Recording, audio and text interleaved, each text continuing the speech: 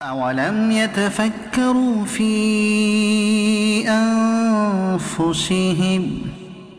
مَا خَلَقَ اللَّهُ السَّمَاوَاتِ وَالْأَرْضَ وَمَا بَيْنَهُمَا إِلَّا بِالْحَقِّ وَأَجَلٍ مُّسَمًّى وَإِنَّ كَثِيرًا مِّنَ النَّاسِ بِلِقَاءِ رَبِّهِمْ لَكَافِرُونَ۔ السلام علیکم ورحمۃ اللہ وبرکاتہ۔ بسم اللہ الرحمن الرحیم۔ قرآن نے کھولے راز اور میں ہوں ڈاکٹر کمل کیسر۔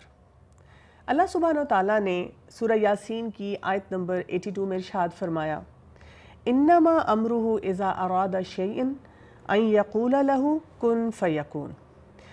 جب کسی چیز کا وہ ارادہ کرتا ہے تو کہہ دیتا ہے ہو جا، اور وہ ہو جاتی ہے۔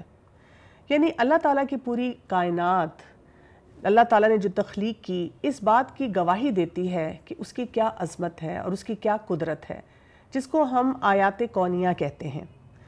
ہر چیز کی فارم، ہر چیز کی شکل، ہر چیز کی ڈیوٹی، اس نے کیا کرنا ہے، کیا نہیں کرنا ہے، کیا اس کا رول ہے، سب کچھ ڈیفائن کر دیا گیا۔ اور تمام سسٹمز جو اس وقت ہمیں دنیا میں چلتے نظر آتے ہیں، وہ اللہ کی قدرت پہ، اللہ کی شریعت پہ، اللہ کے جزا اور سزا کے قانون پر ہیں۔ ساری مخلوق اللہ تعالیٰ کے احکامات کی محتاج ہے اور اس کی رہنمائی کی محتاج بھی ہے۔ جی ناظرین، آج ہم خاص طور پہ بات کریں گے کریشن کے اوپر، تخلیق کے اوپر۔ یہ عمل کیسے ہوتا ہے اور اس عمل کے بارے میں قرآن نے کیا راز کھولے۔ میں آپ کا تعارف کراؤں گی اپنے مہمانوں سے۔ میرے ساتھ موجود ہیں ڈاکٹر عالیہ اکرم، اسسٹنٹ پروفیسر ہیں عربک لینگویج اینڈ لنگوسٹکس کی، چیئرپرسن ہیں فیکلٹی آف عربک کی انٹرنیشنل اسلامک یونیورسٹی سے۔ ان کے ساتھ بیٹھی ہیں سائمہ، اور یہ ایک ٹیچر بھی ہیں اور ایک اسٹوڈنٹ بھی ہیں، ریسرچ ورک کرتی ہیں، قرآن کی آیات اور سائنسز میں جو کچھ آیا ہے اس کے بارے میں غور و فکر کرتی ہیں اور بہت سے فورمز پہ پڑھاتی بھی ہیں۔ السلام علیکم ورحمۃ اللہ وبرکاتہ۔ وعلیکم السلام۔ جی ڈاکٹر عالیہ، میں آپ سے بات شروع کروں گی کہ ہم بات کر رہے ہیں تخلیق کی۔ اس ساری کائنات کا خالق کون ہے؟ ان ربکم اللہ الذی خلق السماوات والارض۔ تو ہمارے اللہ تعالیٰ ہی اس ساری تخلیق کائنات کے خالق ہیں، اور اللہ تعالیٰ کو اپنا یہ تعارف بہت پسند ہے۔ قرآن پاک شروع کرتے ہیں اللہ تعالیٰ الحمدللہ رب العالمین، تمام تعریفیں اللہ کے لیے ہیں جو کون ہے؟ رب العالمین ہے۔ اور یہ نہیں کہ صرف ہمیں بحیثیت امت محمد صلی اللہ علیہ وسلم ہمیں اللہ تعالیٰ نے اپنا یہ تعارف دیا ہو کہ ہم نے سائنسز میں بڑا آگے جانا ہے تو ہم انہیں پہچان لیں، بلکہ اگر ہم دیکھیں تو پچھلی تمام شریعتوں میں بھی اللہ تعالیٰ اپنا یہی تعارف دیتے ہیں۔ حضرت ابراہیم علیہ السلام سے جب فرمایا اذ قال لہ ربہ اسلم قال اسلمت لرب العالمین، جب کہا اسلام لے آؤ تو کہا میں رب العالمین کا تابعدار ہوا۔ حضرت نوح علیہ السلام، ہود علیہ السلام جب اپنی قوم کو پیغام پہنچاتے تھے کہتے تھے وَلَكِنِّي رَسُولٌ مِّن رَبِّ الْعَالَمِينَ، ہم تو رب العالمین کے رسول ہیں۔ حتیٰ کہ حضرت موسیٰ علیہ السلام سے جب اللہ تعالیٰ نے بالواد المقدس طویٰ کلام فرمایا تو اپنا یہی تعارف دیا، یا موسیٰ انی انا اللہ رب العالمین۔ تو جب ہم رب العالمین کی بات کرتے ہیں تو اس سے کیا مراد ہے پھر؟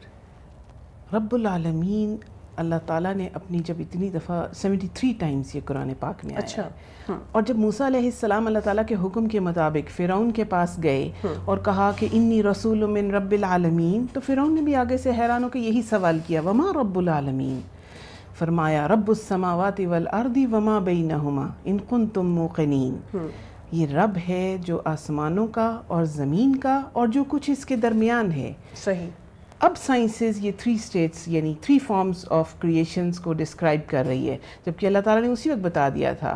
اب سائنسز کہتے ہیں there are 3 groups of creations, the heavens, the earth and the things in between them۔ تو یہ چیزیں اللہ تعالیٰ نے جو بتائیں تو رب مینز کہ وہ خالق بھی ہے، وہ مالک بھی ہے اور وہ مدبر بھی ہے۔ یہ نہیں کہ انہوں نے پیدا کر کے چھوڑ دیا، ملکیت بھی اسی کے پاس ہے اور پھر وہ تخلیق کو بہترین مرحلے تک لے جا کے پائے تکمیل تک پہنچاتے ہیں۔ صحیح۔ بالکل صحیح. اچھا یہ بتائیے گا کہ جب ہم نے یوتھ سے خاص طور پہ بات کرنی ہو اور اپنے یوتھ کو یہ سمجھانا ہو کہ ہماری زندگی کے کون کون سے اینگلز ہیں جو کہ ہم دیکھتے ہیں کہ اللہ تعالیٰ نے سنبھالے ہوئے ہیں، تھامے ہوئے ہیں، تو ان کو کیسے بتایا جائے؟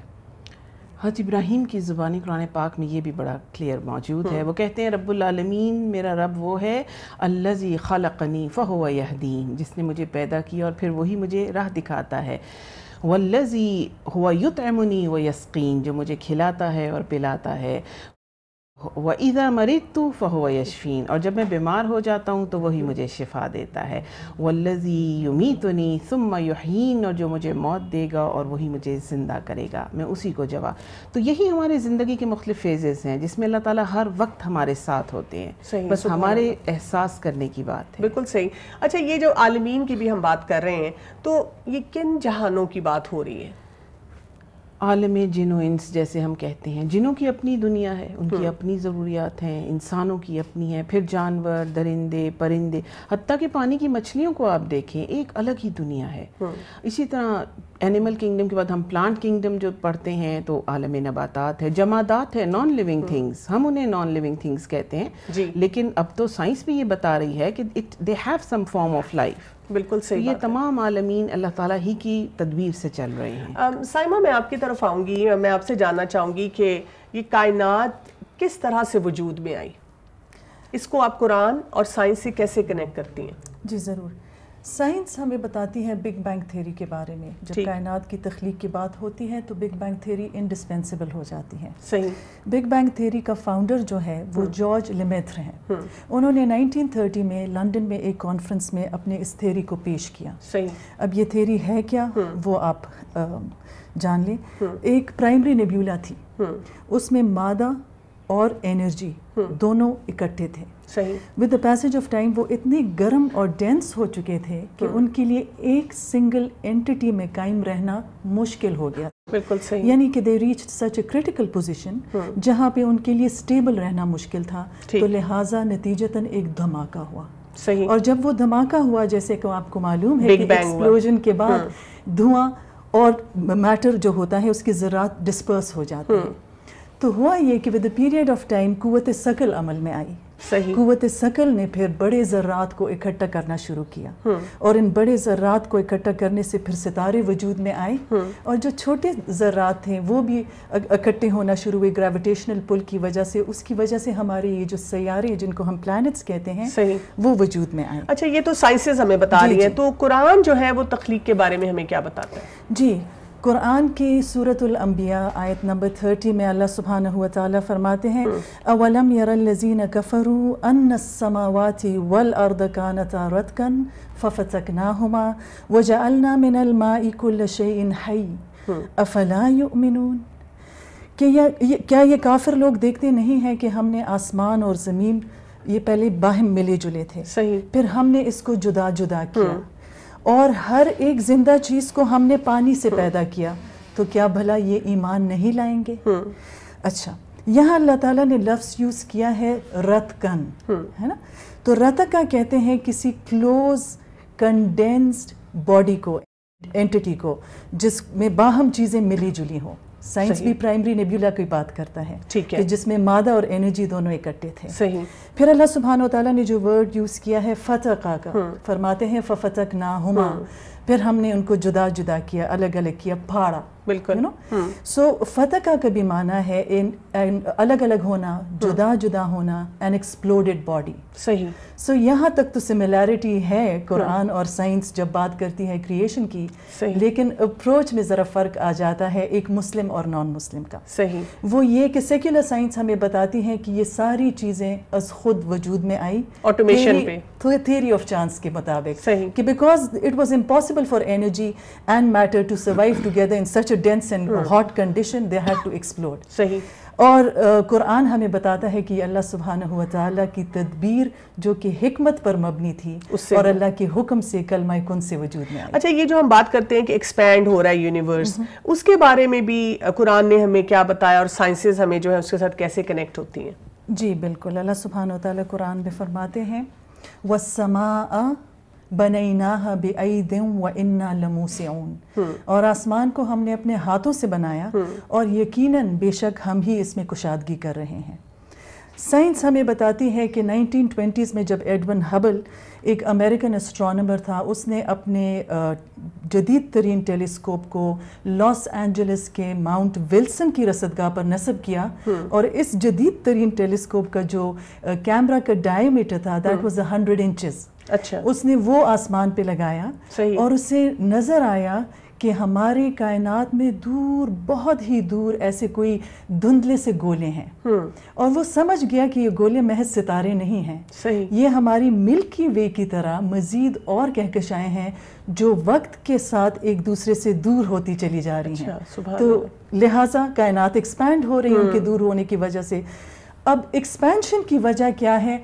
वो ये कि ये दूर के जो चीज़ें इसने नोट की, ये जो धुंधले गोले थे उनसे जो लाइट इमिट हो रही थी वो रेड शिफ्टेड थी। अच्छा, रेड शिफ्ट लाइट में तब होता है जब कोई ऑब्जेक्ट हमसे बहुत दूर जा रहा होता है। अच्छा, जैसे कि हम सब जानते हैं कि लाइट ट्रैवल करती है वेव्स के फॉर्म में, बिल्कुल, और वेव्स कंप्रेस भी होती हैं, स्ट्रेच भी होती हैं। सही, तो जब रेड शिफ्टिंग होती है लाइट में, वो तब होती है जब कोई ऑब्जेक्ट दूर हो रहा हो, लिहाजा लाइट की वेव्स स्ट्रेच होती हैं तो वो लोअर फ्रीक्वेंसीज में चली जाती हैं, सही, तो लाइट रेड शिफ्टेड हो जाती है। बिल्कुल सही। अब जितनी तेज़ी से कोई कहकशां दूर होती चली जा रही है उतनी ही तेज़ी से लाइट रेड शिफ्टेड होती चली जाती है। ठीक है। और ये रेड शिफ्ट जो है, कॉस्मिक रेड शिफ्ट, इसको साइंटिस्ट्स ने इस्तेमाल किया गैलेक्सीज के दरमियान फासले मेजर करने के लिए। सही। और इसी कॉस्मिक रेड शिफ्ट की वजह से हमें आज उन गैलेक्सीज के फासले का पता है जो हमसे 12 बिलियन लाइट ईयर्स अवे हैं। सुभान अल्लाह। अच्छा, ये जो हम ऐसी आयात पढ़ते हैं, कॉस्मिक आयात पढ़ते हैं, और मतलब हम साइंसेस के बारे में फिर जानते हैं, अभी भी आप बता रही थी तो मेरा दिल नहीं चाह रहा था कि आपको किसी स्टेज पे भी रोकूं, इससे हमारे ईमान में कैसे इजाफा हो सकता है?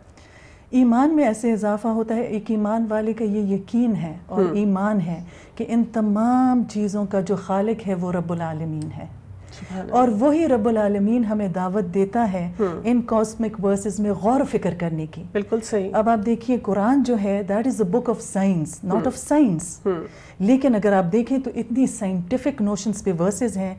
अगर देखा जाए तो कुरान के 1000 कॉस्मिक वर्सेस हैं। अच्छा। और कुरान चूंकि गौर व फिक्र की तरफ हमें उभारता है, तो जब उसमें हम गौर व फिक्र करते हैं और उस गौर व फिक्र के नतीजे में मुशाहिदे करते हैं, सही, मुशाहिदात से हम नतीजों पे पहुंचते हैं।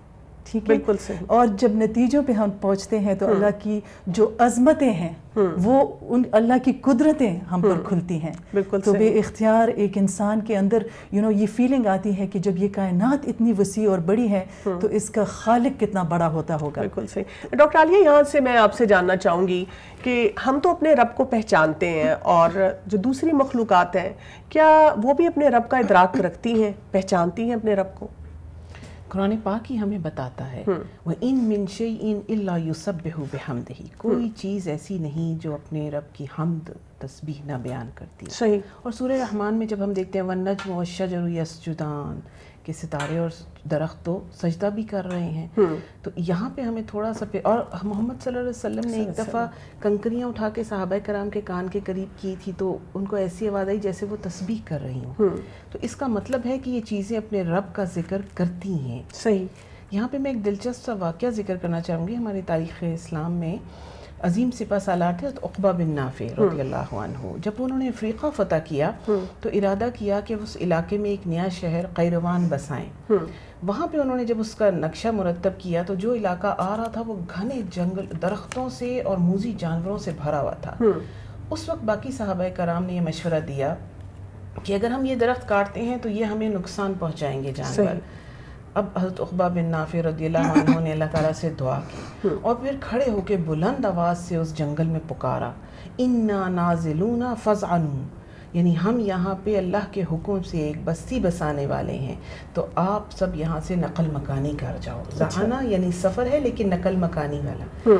रावी बयान करते हैं कि कुछ ही देर में जंगल से जानवर और जितने भी यानी चरिंद परिंद अपने अपने बच्चों को लेके निकलना शुरू हो गए। सुभान अल्लाह। तो इसका मतलब है कि ये मखलूक़ात अल्लाह ताला को पहचानती भी हैं और मानती भी हैं। بہت بہت شکریہ آپ دونوں کا.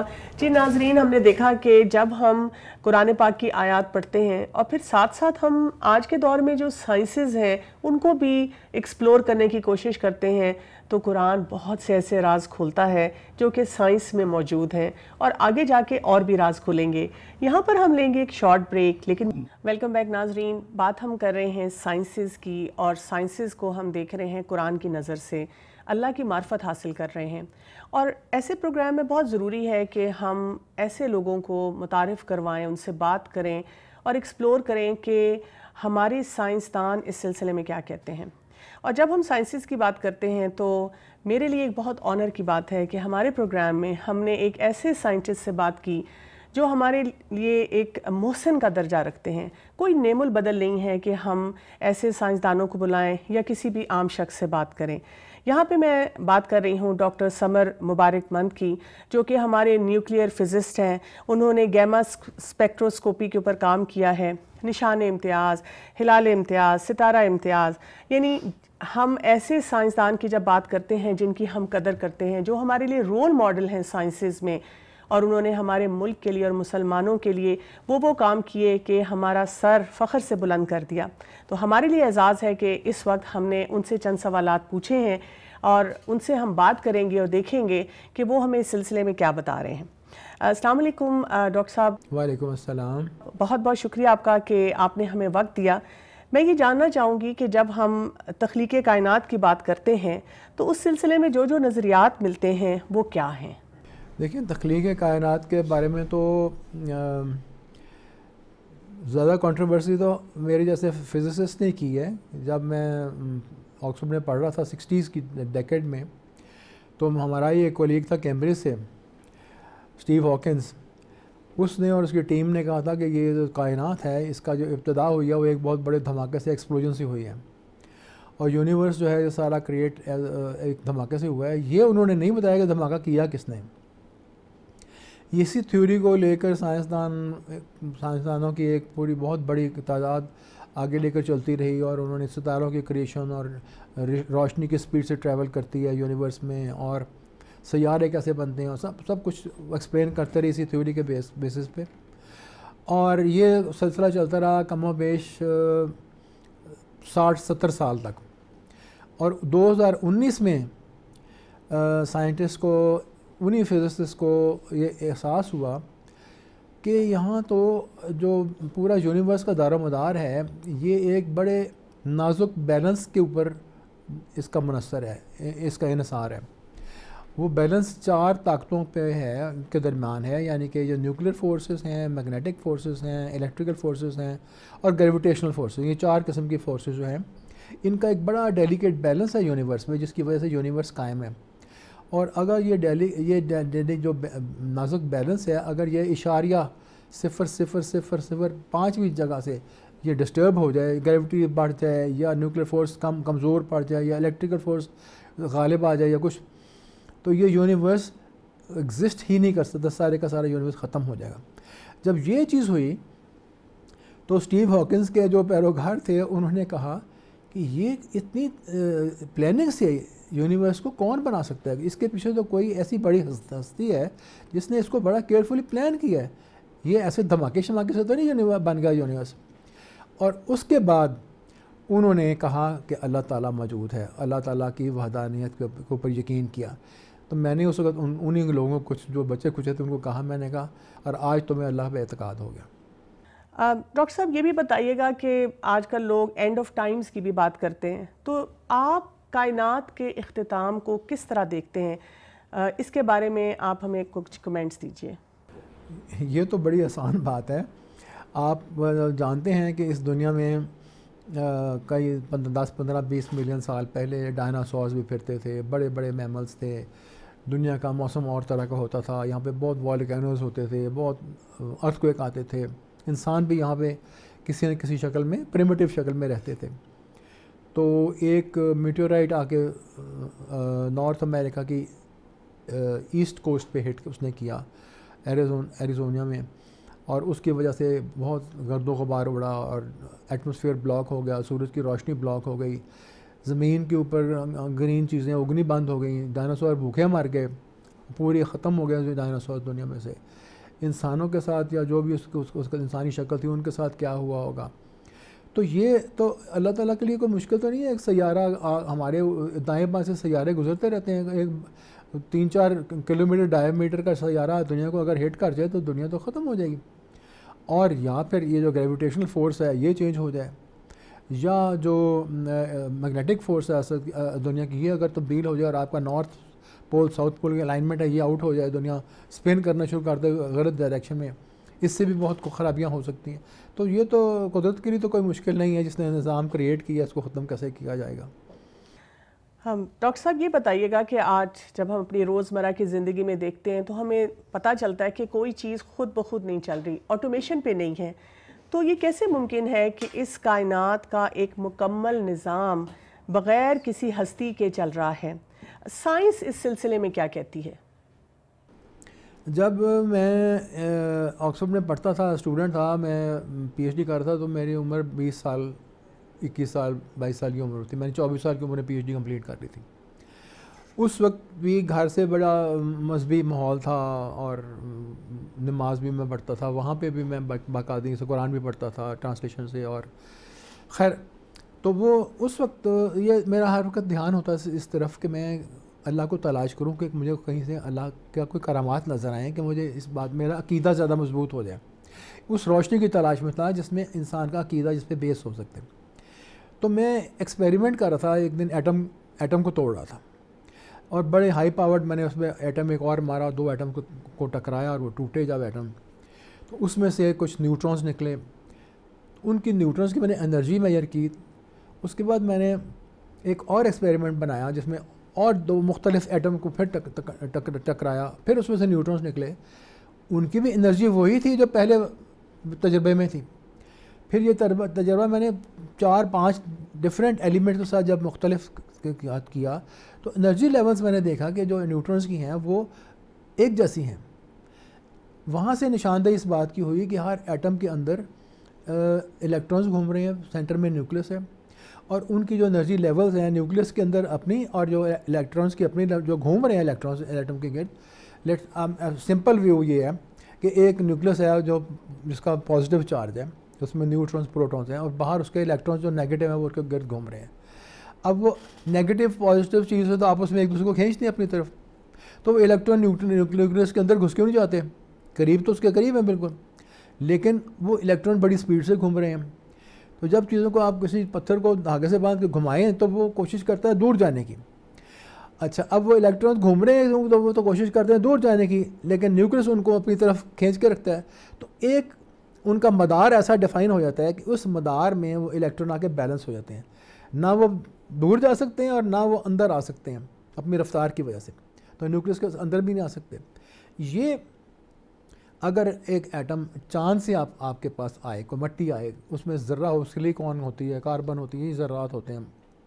اس سلیکون کو آپ لے لیں, آپ یہاں سے لارنس پور کی ریت کا بھی ایک سلیکون کا ذرہ لے لیں, ان کو اسٹڈی کریں. ان کے دونوں ایٹمز آئیڈینٹیکل ایک جیسے ہوں گے. ان کے ایٹم کے اندر الیکٹرونز بھی اسی مقدار میں ہوں گے, ان کے مدار بھی وہی ہوں گے, الیکٹرون کے گھومنے کی رفتار بھی وہی ہوگی. تقریباً روشنی کی رفتار کے 80% سپیڈ سے وہ الیکٹرون گھوم رہے ہوتے ہیں. تو جب الیکٹرونز اسی سپیڈ سے گھوم رہے ہیں تو مجھے خیال آیا اس وقت کہ یہ اتنا زیادہ کیئرفلی ڈیزائنڈ یہ ایٹم, اتنی سی چیز جو نظر بھی آتی ہے ہمیں, یہ ہم تو انڈائریکٹلی ایکسپیریمنٹ ایٹم توڑ کے اور ان کے نیوٹرونز کی سپیڈ میئر کر کے دیکھ رہے ہیں کہ یہ کیسے بنائی ہے. اور پھر ہم ایک پتھر پھینکتے ہیں یا گولی چلاتے ہیں یا میسائل چلاتے ہیں, وہ کچھ دیر اڑتی ہے ہوا میں, پھر تھک کے گر جاتی ہے. تو یہ الیکٹرون تو جب سے دنیا کریٹ ہوئی ہے گھوم رہے ہیں اس رفتار سے, یہ تو رکتے ہی نہیں ہیں, یہ پارٹیکلز ہیں, یہ سلو بھی نہیں ہوتے. تو یہ کیا سلسلہ ہے؟ یہ تو ایک جاندار چیز سے بھی زیادہ عجیب چیز ہے. اسی رفتار سے چل رہے ہیں جب سے دنیا کائنات بنی ہے. اور چاند میں بھی وہی الیکٹرون ہے, وہی کچھ کر رہا ہے وہاں پہ, وہ اسی ایٹم میں وہی ڈیزائن ہے اس کا, یہاں بھی وہی ڈیزائن ہے. تو وہاں سے مجھے یہ خیال ہوا کہ یہ جو ہستی, یہ سب کچھ جس نے یہ بنایا ہے, یہ نظام, اب تو فزسسٹ کے طور پہ بتا رہا ہوں آپ کو, لیکن انسان کو دیکھ لیں. میرے دادا میں جو صفات تھیں وہ میرے پوتوں میں بھی وہ صفات نظر آپ کو آئیں گی. جو میرے جسم میں خرابیاں ہیں وہ میرے بچوں میں بھی ہیں, جو میرے جیسے میں اچھائیاں وہ میرے بچوں میں بھی ہیں، انہیریٹنس میں ہیں. انہیریٹنس میں آپ کو جینز میں نظر آتے ہیں کچھ کس طرح چیز پاس آن ہوتی ہے، ایک سے دوسری شکلیں پاس آن ہوتی ہیں. آنکھوں کے مجھے اینک لگی تو میرے سارے پوتوں کو اینکیں لگی ہوئی ہیں. ٹھیک ہے، اگر مجھے شوگر نہیں ہے تو میرے کسی بچوں کو اللہ کا شکر ہے شوگر نہیں ہے. تو یہ چیزیں جو ہیں جینیٹیکلی اگر آپ دیکھیں یہ بھی ایک کرشمہ ہے اللہ تعالیٰ کا کہ کس طرح قدرت کنٹرول کرتی ہے انسان کی نسل کو بڑھنے میں، بہتر بننے میں پہلے سے بہتر. اور پھر اس طرح سے برین، کس طرح سے آپ کا برین کام کرتا ہے. آپ نے کمپیوٹر سائنٹسٹ نے آرٹیفیشل انٹیلیجنس پہ زور لگا لیا. کوئی مشین، کمپیوٹر مشین، کوئی چیز بھی انسان کی عقل کے برابر نہیں پہنچ سکتی. آرٹیفیشل انٹیلیجنس جس تک مرضی آپ نے جتنا مرضی آپ نے اس کو ایڈوانس کر دیا، ہیومن انٹیلیجنس کو میچ نہیں کر سکی، کیونکہ وہ انٹیلیجنس ہے جو انسان بناتا ہے اور یہ وہ انٹیلیجنس ہے جو اللہ تعالیٰ دیتا ہے. تو یہ ساری چیزیں جب آپ سامنے رکھتے ہیں اپنے، تو آپ مجبور ہو جاتے ہیں اس کنکلوژن پہ پہنچنے کے کہ یہ سب کچھ کسی اتنی بڑی ہستی نے بنایا ہے. چھوٹی سے چھوٹی چیز، ذرے سے ذرہ، بڑے سے بڑی چیز، انسان سے انسان، پلینٹس اور سورج اور گیلیکسیز، جس میں ایک نظام چل رہا ہے. سورہ رحمان پڑھیں، آپ کو ہر تیسرے آیات میں میزان کا لفظ ملے گا. یہ میزان جو قائم کیا ہے اس ہستی نے کیا ہے، اور یہ وہ ہستی اس کو ہم اللہ تعالیٰ کہتے ہیں. اب ڈاکٹر صاحب یہ بتائیے کہ کیا آپ اپنے علم اور تجربے کی روشنی میں کہہ سکتے ہیں کہ سائنس کو اب ماننا پڑے گا کہ کوئی نہ کوئی ایسی ہستی ہے جو کہ پوری کائنات کو چلا رہی ہے؟ یعنی جب ہم اپنے دین کی بات کرتے ہیں تو ہم کہتے ہیں کہ وہ اللہ ہے جو کہ سب کو تھام کے رکھ رہا ہے. اس ہستی نے تو اپنے آپ کو خود منوا لیا. وہ تو ہستی اتنی زبردست ہستی ہے، اس نے اللہ تعالیٰ نے تو اپنے آپ کو منوا لیا. صرف اللہ تعالیٰ قرآن میں بار بار کہتے ہیں کہ اپنے آنکھوں کو کھلا رکھیں، اپنے کانوں کو کھلا، جو اوصاف ہمیں دیے ہیں اللہ تعالیٰ نے ان کو اگر آپ کھلا رکھیں تو آپ کائنات میں جگہ جگہ پہ ذرے ذرے میں، اپنے ہوا میں، اپنے روشنی میں، اپنی زندگی میں، اپنی دنیا میں، درختوں میں، پھولوں میں، ہر خوشبو میں، ہر جگہ میں، تو آپ ذرا سا سوچیں تو آپ کو احساس ہونا شروع ہو جائے گا کہ یہ ان سب کو تخلیق دینے والی ایک اتنی زبردست ہستی ہے جو کہ آپ کی عقل سے بہت زیادہ آگے ہے. اس کی عقل، اس کی پلاننگ آپ کی پلاننگ سے بہت زیادہ آگے ہے، اس کی سوچ آپ سب چیزوں سے آگے ہے. اور جو ہماری تمام تر غلطیوں کے باوجود ہم پہ درگزر کا ہاتھ اس نے رکھا ہوا ہے. ہم نے یہ ملک بنایا اللہ تعالیٰ کے نام پہ، اسلام کے نام پہ. یہاں پہ بیٹھ کے ہم نے کرپشن کی، یہاں پہ بیٹھ کے ہم نے قتل و غارت گری کی، یہاں پہ ہم نے بیٹھ کے اس ملک سے غداری کی، ہم نے یہاں بیٹھ کے ہر قسم کا گناہ کیا. اس ملک کو اللہ تعالیٰ نے قائم ابھی تک رکھا ہوا ہے. یہ ہستی میں جو ایک بہت بڑا وصف ہے وہ یہ ہے کہ یہ رحیم بھی ہے، وہ رحمت بھی مستقل کرنے والی ہستی ہے. تو یہ تو میں نے جیسے ابھی بیان کیا، اپنے نیوکلیئر فزکس کے ایکسپیریمنٹس میں بھی میں نے اللہ کی شان دیکھی، میں نے جینیٹکس میں بھی اللہ کی شان دیکھی. میں ذاتی طور پہ اس پروگرام کو پرسنلائز نہیں کرنا چاہ رہا، لیکن اگر ایک ماں باپ اپنے ان کا بیٹا بڑا انٹیلیجنٹ ہو، بڑا ذہین ہو، اس کی شادی ایک بڑی ذہین لڑکی سے کرے تو آگے اس کے تمام پشتے بچے جو ہیں وہ ذہین ہی نکلتے آئیں گے. آپ دیکھیں گے، یہ مشاہدہ آپ کیجئے گا، آپ کو صاف نظر آئے گا. یہ جینیٹکس ہے. اگر دو بیوقوف اکٹھے ہو جائیں تو ضروری نہیں کہ اس کے بچے سارے بیوقوف چلتے آئیں گے. ہو سکتا ہے ان کے پچھلے پشت میں کوئی عقل کے جینز ہوں تو وہ بھی نمودار ہو جاتے ہیں. تو یہ جینیٹکس کو دیکھ لیں، آپ کسی چیز کو بھی دیکھ لیں، اللہ تعالیٰ کا ظہور اس میں ضرور آپ پائیں گے. صرف شرط یہ ہے کہ اس کو انسان دیکھے، آبزرو کرے اور اس کو نوٹ کرے. یہ بھی میں جاننا چاہوں گی کہ قرآن مجید میں جیسے آتا ہے کہ کائنات کو 6 دنوں میں بنایا گیا، تو سائنس اس کی وضاحت کیسے کرتی ہے؟ دیکھیں جی، سائنس اس کو صرف اسٹیٹمنٹ کو ایکسیپٹ کر سکتی ہے کیونکہ یہ اللہ تعالیٰ کی طرف کا ان کا بیان ہے، یہ حدیث قدسی ہے. تو یہ تو اس کو ایکسیپٹ کر سکتی ہے، ورنہ ایک سائنٹسٹ کو اگر آپ کہیں کہ ایک ذرہ بنا دے تو وہ تو اپنی ساری زندگی میں بھی بنا سکتا. تو اتنی بڑی کائنات، ایک ہماری گیلیکسی ہے، اس اسپائرل گیلیکسی ہماری جس کا ہم ایک حصہ ہیں، اس میں کئی بلینز سورج ہیں، سٹارز ہیں. اس کے علاوہ بلینز آف گیلیکسیز ہیں. اتنی گیلیکسیز میں کتنے ستارے ہوں گے، کتنے سورج ہوں گے، کتنے پلینٹس ہوں گے، آپ کے جو حروف ہیں گنتی کے یہ ختم ہو جائیں گے، ٹریلینز سے بھی زیادہ آگے چل جائیں گے بہت. تو اتنی بڑی کائنات کو اس بیلنس ڈیلیکیٹ بیلنس سے کریٹ کرنا کہ یہ برقرار رہے، اور پھر اس میں یہ انسان جیسی چیز کو کریٹ کرنا کہ یہ اللہ تعالیٰ کے احکامات کے مطابق چلے، اس کو گائیڈنس پرووائڈ کرنا۔ اللہ تعالیٰ کے کا ایک کرشمہ ہے کہ کس طرح ہم ہمارے جینز پروپیگیٹ کرتے ہیں، کس طرح ہم ایک قطرہ سے پیدا ہوئے اور کیسے ہم نشو و نما پاتے ہیں اور دنیا میں آ کر ہماری عقل ڈیولپ کرتی ہے اور تجربے کے ساتھ ہم کیا کچھ اچیو کرتے ہیں۔ یہ سارا کچھ جو ہے اگر یہ اس انارمس جاب کو آگے سامنے رکھیں تو 6 دن ہمارے لیے تو پاسبل ہی نہیں ہے، 6 زندگیاں بھی پاسبل نہیں ہیں، تو اللہ تعالیٰ نے 6 دن میں بنا دیا، تو یہ اس کا کرشمہ ہے۔ جزاک اللہ خیرن ڈاکٹر صاحب، ہمارے لیے بہت اعزاز کی بات ہے کہ آپ نے ہمارے پروگرام میں ہمیں ٹائم دیا، جس سے کہ بہت سے لوگ آپ نے جو کچھ ہمیں بتایا اس سے مستفید ہوں گے۔ جی ناظرین، آپ نے سنا ڈاکٹر سمر نے ہمیں جو کچھ بتایا، اور اس کے اوپر غور کرنے کی ضرورت ہے۔ یہاں پہ ہم ایک شارٹ بریک لیں گے۔ ویلکم بیک ناظرین، آج ہم نے بات کی ہے تخلیق پہ، اور ہم نے یہ دیکھا کہ اللہ سبحانہ وتعالیٰ نے قرآن پاک میں ہمیں کیا کچھ بتا دیا۔ یہاں سے جو ایک چیز سمجھنے کی ہے کہ جب ہم سائنسز کو پڑھیں اور پھر ہم اپنے کلام کو دیکھیں، اپنے رب کے کلام کو دیکھیں، تو ایک بات ہمیں تخلیق پہ غور و فکر کرنے سے سمجھ آ جانی چاہیے۔ اس کو ہم کہتے ہیں خالق اور مخلوق کا فرق۔ آپ دیکھیں گے کہ آج کے دور میں ہر دوسرا انسان جب بیٹھتا ہے کہیں پہ اور بات کرتا ہے، اور جب وہ بہت سے معاملات میں کیوں، یہ کیوں، ایسے کیوں، میں جا کے نعوذ باللہ اپنے رب سے یہ پوچھوں گی اور یہ بات کروں گی، اور یہ میری زندگی میں کیوں نہیں ٹھیک ہو رہا، یہ تمام معاملات اور یہ جو الجھنیں ہماری زندگی میں ہیں، اس کا تعلق سراسر اس بیسک کانسیپٹ سے ہے۔ جب ہمیں خالق کی پہچان ہو جاتی ہے، جب ہم یہ سمجھ لیتے ہیں کہ ہم مخلوق ہیں، تو پھر انسان کی زندگی میں وہ ٹھہراؤ آ جاتا ہے، وہ جماؤ آ جاتا ہے۔ انسان کو یہ سمجھ آ جاتی ہے کہ اچھا کیا چیز مجھے کرنی ہے، میرے کنٹرول میں ہے، اور کہاں پہ میرا اختیار، میرا کنٹرول ختم ہو جاتا ہے۔ تو جب ہم بات کرتے ہیں کہ کریٹر اور کریشن کا فرق خود بھی سمجھنا ہے، اور اپنی اولاد کو، اپنے ارد گرد اپنے ینگسٹرز کو بھی یہ بات سمجھانی ہے۔ کریٹر کون ہوتا ہے؟ خالق وہ ہے جس کو کسی نے پیدا نہیں کیا، وہ ہمیشہ سے ہے اور وہ ہمیشہ رہے گا۔ بہت مشکل ہے یہ سمجھنا۔ کیوں مشکل ہے؟ اس لیے کہ ہم کریشن ہیں، ہم تخلیق ہیں، ہم مخلوق ہیں، اور مخلوق ایک حد تک سوچ سکتی ہے، مخلوق ڈیپینڈنٹ ہے، خالق کسی پہ ڈیپینڈنٹ نہیں ہے۔ مخلوق ایک انسان یا ایک لمیٹڈ کیپیسٹی کے ساتھ پیدا ہوتا ہے، اور خالق جو ہے اس کی کیپیسٹی ان لمیٹڈ ہوتی ہے۔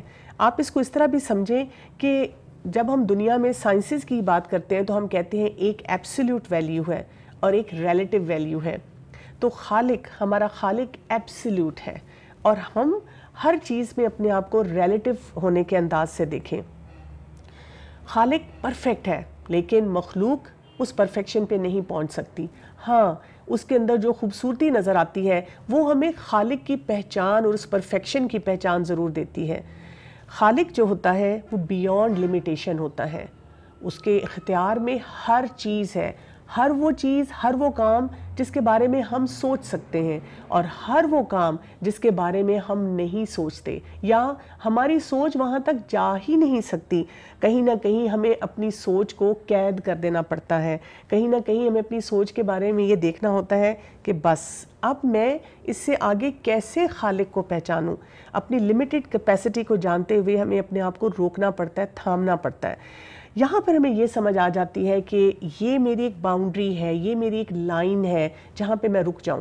اسی لیے ہم دیکھتے ہیں قرآن پاک میں اللہ سبحانہ و تعالیٰ ہم انسانوں کو اپنا عبد کہتے ہیں، عبد، غلام۔ اور اللہ کی غلامی کا کیا مطلب ہے؟ کہ ہم اپنے رب کو خالق مانتے ہوئے اس کے ہر حکم کے مطابق اپنے کام کرتے چلے جائیں۔ جب ہم اپنے آپ کو عبد بنا لیں گے تو پھر ہمارے معاملات بہت آسان ہو جائیں گے۔ سورہ المومنون کی آیت نمبر 17 میں اللہ سبحانہ وتعالیٰ ارشاد فرماتے ہیں وَلَقَدْ خَلَقْنَا فَوْقَكُمْ سَبْعَ طَرَائِقَ وَمَا كُنَّا عَنِ الْخَلْقِ غَافِلِينَ، اور ہم نے تمہارے اوپر 7 آسمان پیدا فرمائے اور ہم خلقت سے غافل نہیں ہیں۔ یعنی ایک کانسیپٹ تو ہم تخلیق کو دیکھ کر خالق اور مخلوق کا فرق جانیں۔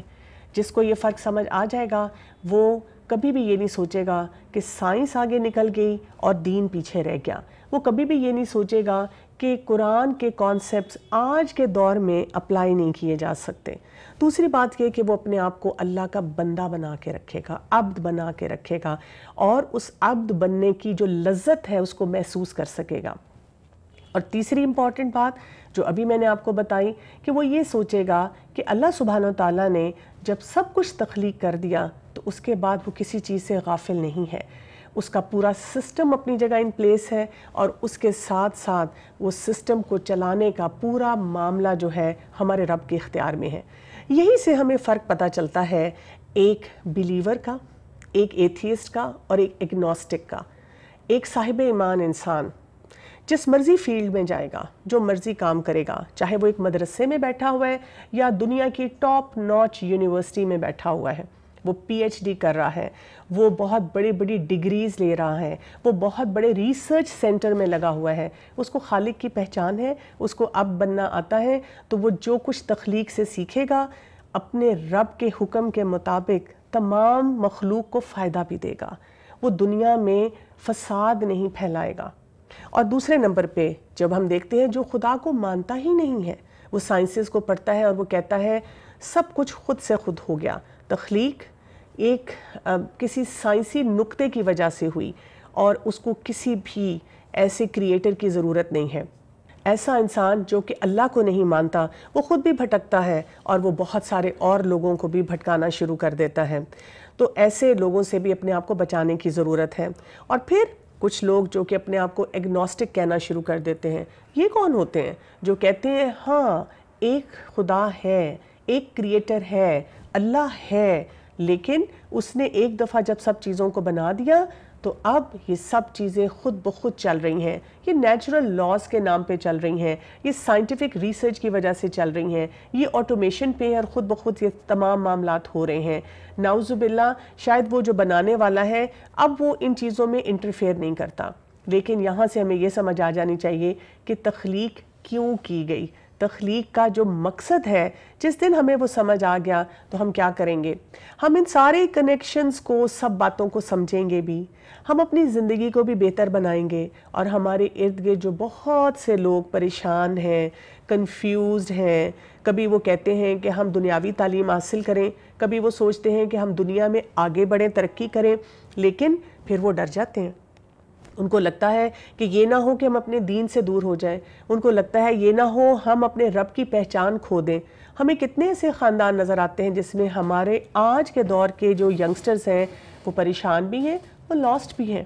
کتنے ایسے والدین کو میں جانتی ہوں جو کہتے ہیں کہ ہم نے اپنے بچوں کو شروع سے اللہ کی تابعداری سکھائی، شروع سے یہ بتایا کہ ہم نے اپنی زندگی میں اپنے آپ کو مسلمان بنا کے رکھنا ہے، اب اس دائرہ کار کو سمجھنا ہے جو اللہ تعالیٰ نے ہمیں دیا، لیکن اب وہ سائنسز پڑھتے ہیں، وہ کالج یونیورسٹی تک جاتے ہیں اور وہ اپنے آپ کو ایسے ہی لیبلز کے ساتھ آئیڈینٹیفائی کرتے ہیں۔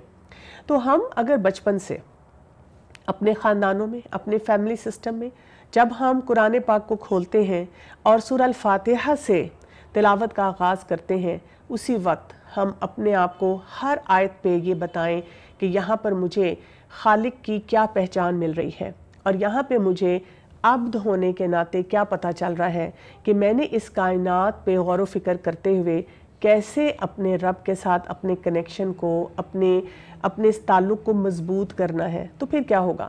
قرآن پاک میں جو راز کھلتے جائیں گے وہ ہمارے لیے ایک ایسا راستہ کھولیں گے جو دنیا میں بھی، جس کو ہم صراط مستقیم کہیں گے، اور آخرت کی بہت سی منزلیں جو ہیں ہمارے لیے آسان ہو جائیں گی۔ تو اس بارے میں سوچئے گا، غور و فکر کیجئے گا، اور یہ سوچئے گا کہ اللہ تعالیٰ نے ہمیں بہت سے ایسے راز دیے ہیں جن کو انشاءاللہ ہم اپنی اگلی ایپیسوڈز میں بھی ساتھ ساتھ کھولتے چلے جائیں گے۔ آپ سے اجازت چاہوں گی۔ السلام علیکم ورحمۃ اللہ وبرکاتہ۔ أَوَلَمْ يَتَفَكَّرُوا فِي أَنفُسِهِمْ مَا خَلَقَ اللَّهُ السَّمَاوَاتِ وَالْأَرْضَ وَمَا بَيْنَهُمَا إِلَّا بِالْحَقِّ وَأَجَلٍ مُّسَمًّى وَإِنَّ كَثِيرًا مِّنَ النَّاسِ بِلِقَاءِ رَبِّهِمْ لَكَافِرُونَ۔